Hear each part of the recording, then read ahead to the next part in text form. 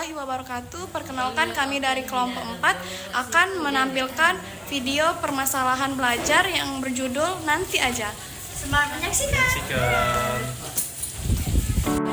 Assalamualaikum warahmatullahi wabarakatuh.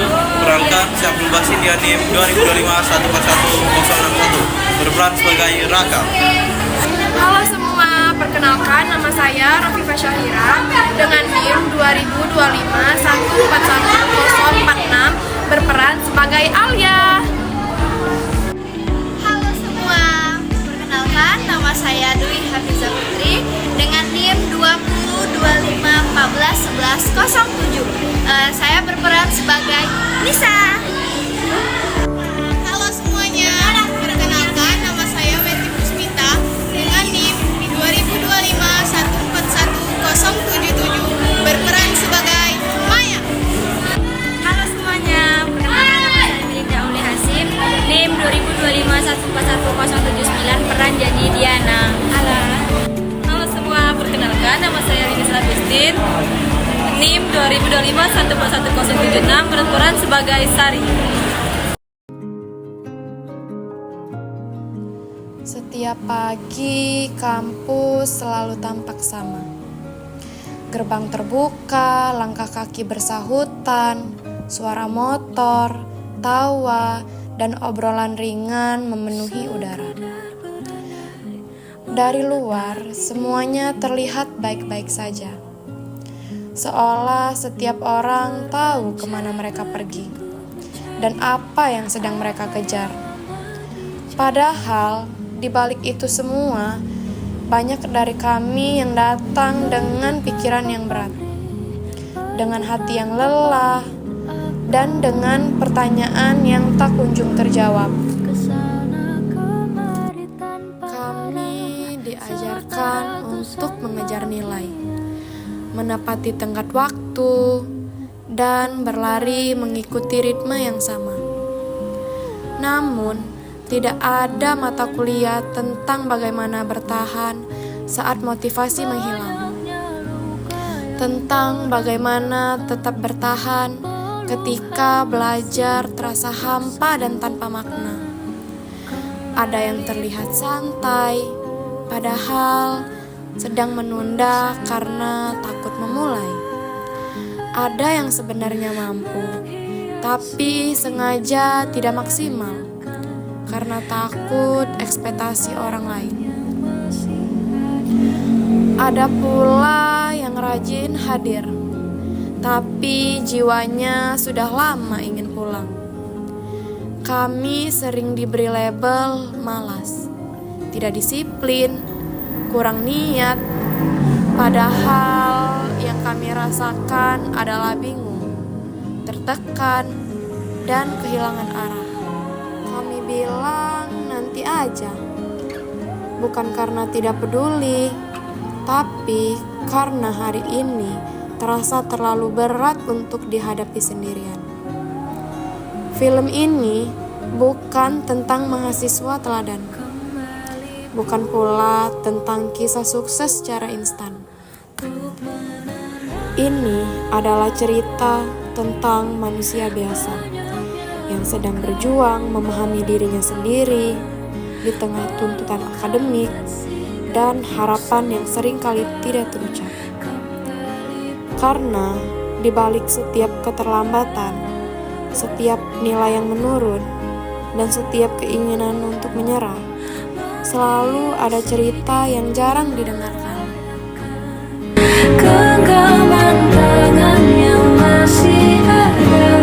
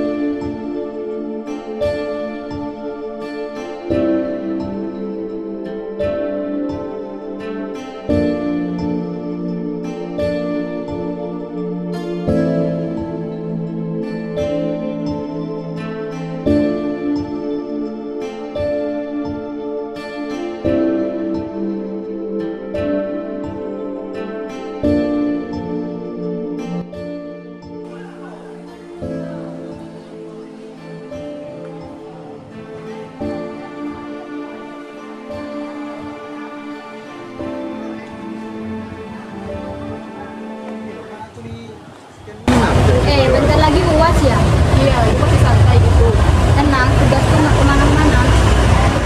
Iya, nggak kemana-mana, tapi motivasi gue yang kemana-mana. Lu kenapa, Bib? Belajar ada, niat ada, tapi rasanya kosong.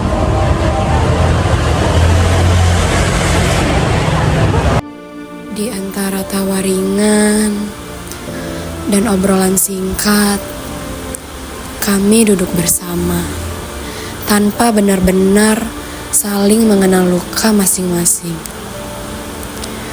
Kampus sering terlihat ramai, tapi banyak hati yang sepi di dalamnya. Di titik ini, kami sadar tidak semua yang terlihat santai itu baik-baik saja.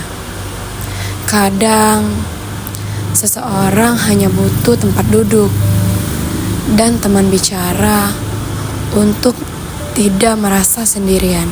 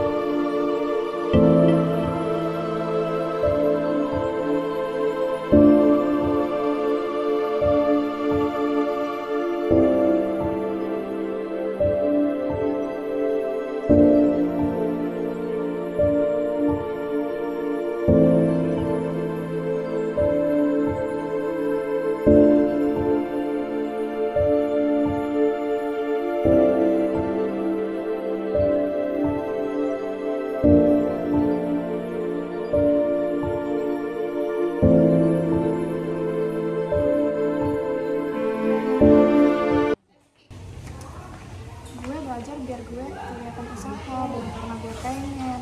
Kenapa? Rumah dapet nilai bagus pun nggak pernah diapresiasi. Gue itu butuh pengakuan, bukan nilai. Iya, capek terus nunggu. Motivasi bukan selalu tentang semangat yang menyala-nyala. Kadang ia padam karena terlalu lama berjuang tanpa dihargai. Alia belajar bukan karena ingin berhenti, tapi karena ingin diakui.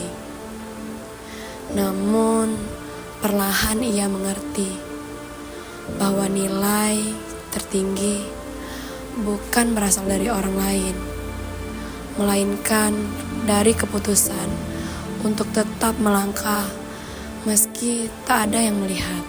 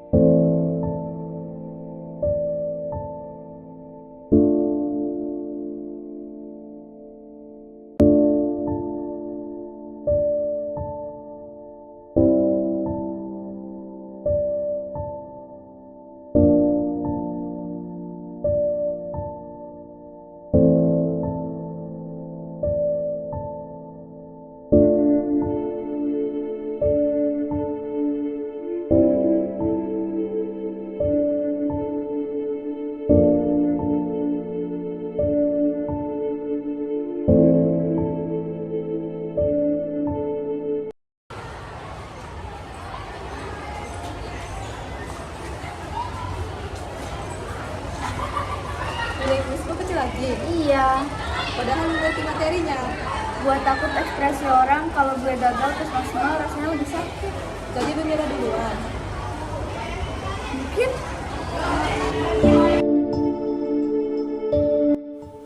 Nisa memilih tidak tampil maksimal, bukan karena ia tak mampu, tetapi karena ia takut harapan orang-orang akan lebih menyakitkan saat gagal. Ia lupa bahwa potensi yang ditahan hanya akan berubah menjadi penyesalan. Kadang berani mencoba sepenuh hati jauh lebih penting daripada hasil akhirnya.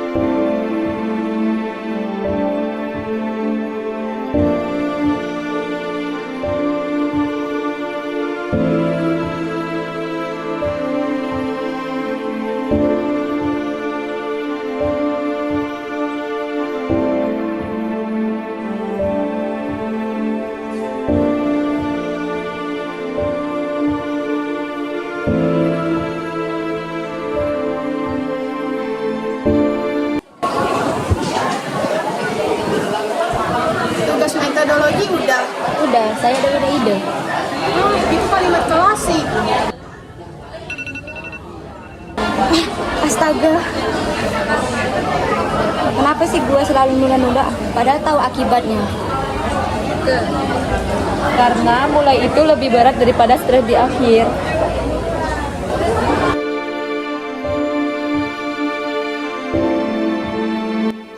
Menunda sering disalahartikan sebagai malas. Padahal seringkali itu adalah bentuk ketakutan untuk memulai. Dina tahu akibatnya, tapi rasa berat di awal selalu terasa lebih menekan. Sampai akhirnya ia sadar bahwa memulai sedikit lebih baik daripada menyesal terlalu banyak.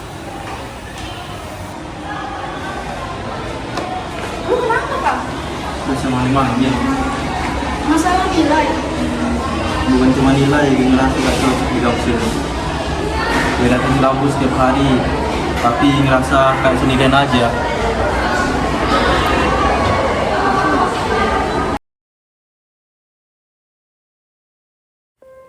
Kadang yang membuat kita hampir menyerah itu bukan karena kita tidak mampu,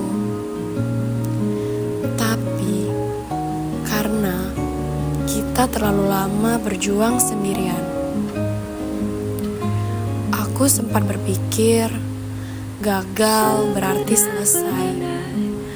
Padahal gagal hanyalah tanda bahwa aku sedang belajar bertahan. Aku mungkin belum sampai tujuan, tapi selama aku masih melangkah, aku belum kalah. Tidak apa-apa merasa lelah, tidak apa-apa ragu.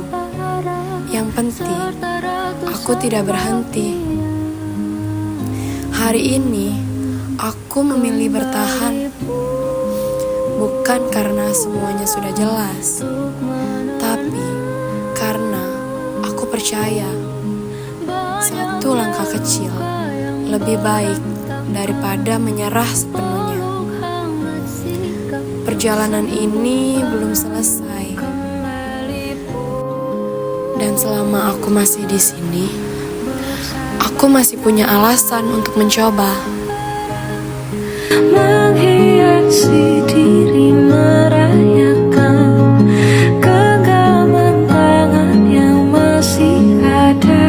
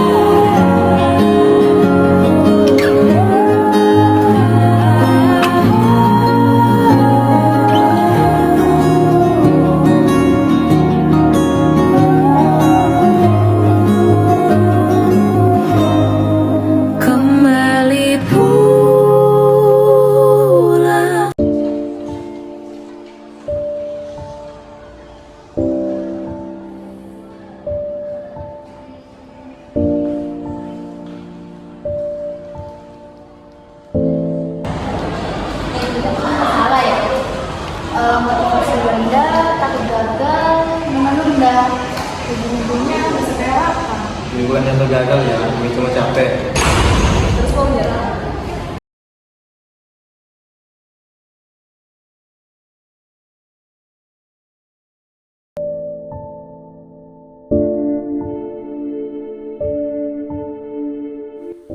Perbedaan masalah akhirnya mempertemukan kami dalam satu kenyataan yang sama.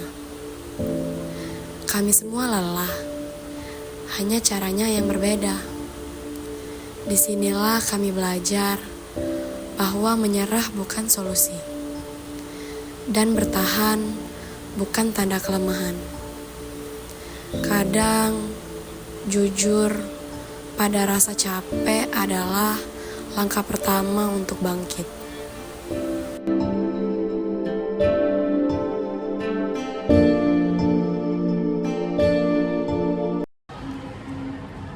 Mungkin kita itu nggak butuh solusi besar, cuma butuh mulai. Oke, gue mulai dari 30 menit tanpa apa ya. Gue mau berani maksimal. Gue mau belajar bukan buat orang lain. Dia mau bertahan setidaknya 1 semester lagi.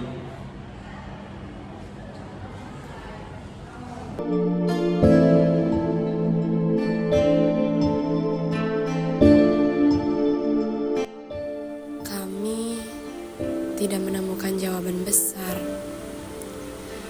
tidak juga solusi instan yang mengubah segalanya. Tapi kami memilih satu hal sederhana: memulai. Bertahan satu langkah lagi, Satu hari lagi, satu usaha kecil lagi. Karena ternyata perubahan tidak selalu datang dari hal besar, tapi dari keberanian untuk tidak berhenti.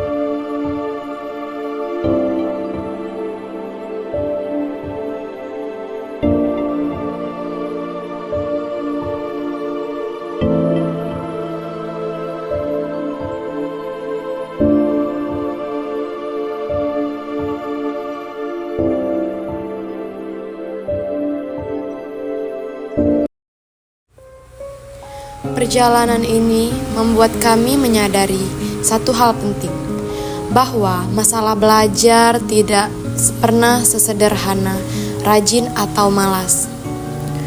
Motivasi yang rendah sering berakar dari luka yang tidak pernah sembuh, dari usaha yang tidak pernah diapresiasi, dan dari kelelahan yang terus dipendam. Underachievement bukanlah tanda ketidakmampuan, melainkan bentuk perlindungan diri dari rasa takut gagal dan mengecewakan. Prokrastinasi bukan sekedar kebiasaan buruk, tapi cara seseorang menunda rasa cemas yang tidak siap ia hadapi. Dan ketika semua itu dibiarkan tanpa dukungan, menyerah terasa seperti jalan keluar. Kami juga belajar bahwa drop out jarang terjadi dalam satu hari. Ia tumbuh perlahan dari rasa sendirian, dari perasaan tidak cocok, dan dari keyakinan bahwa usaha kita tidak akan pernah cukup. Namun, hari ini kami memilih untuk berhenti diam. Kami sadar bahwa bertahan tidak selalu membutuhkan keberanian besar. Terkadang bertahan hanya berarti mengerjakan satu tugas kecil, membuka buku meski belum siap, atau berkata jujur bahwa kita sedang kesulitan. Kami belajar bahwa dukungan bisa datang dari percakapan sederhana, dari duduk bersama, dan dari saling mengingatkan bahwa tidak apa-apa berjalan pelan. Kampus seharusnya bukan tempat di mana seorang merasa sendirian. Ia adalah ruang belajar, bukan hanya tentang ilmu, tapi tentang memahami diri, menerima keterbatasan, dan terus mencoba meski ragu. Mungkin kami belum sampai di tujuan. Mungkin kami masih sering terjatuh dan kembali berkata, nanti aja. Namun, hari ini kami memilih satu hal, untuk tidak menyerah. Karena belajar bukan tentang siapa yang paling cepat menyelesaikan, melainkan siapa yang tetap bertahan meski langkahnya tertatih. Dan selama masih ada keinginan untuk mencoba, selalu ada alasan untuk melanjutkan. Setiap mahasiswa berjuang dengan cara yang berbeda. Bertahan adalah bentuk keberanian. Jika hari ini kamu merasa tertinggal, ingatlah kamu tidak sendirian. Baiklah, itu saja video ataupun film pendek dari kami kelompok 4 tentang permasalahan belajar. Semua bermanfaat dan juga jadi bahwasanya permasalahan belajar itu merupakan suatu permasalahan yang terjadi dalam dunia pendidikan yang dialami oleh siswa ataupun mahasiswa, yang dia itu menyebabkan suatu gangguan pada dampak proses pembelajaran yang membuat itu tidak menjadi maksimal. Kemudian permasalahan belajar itu juga bersifat kompleks, bukan hanya tunggal. Sifat kompleksnya itu maksudnya apa? Sifat kompleksnya itu berarti dalam berbagai hal itu pasti akan terjadi permasalahan. Tetapi dari bagaimana cara kita menyingkapinya, itulah yang akan membuat kita bisa mengatasinya. Nah, itu saja mungkin film pendek dari kami tutup dengan Assalamualaikum warahmatullahi wabarakatuh.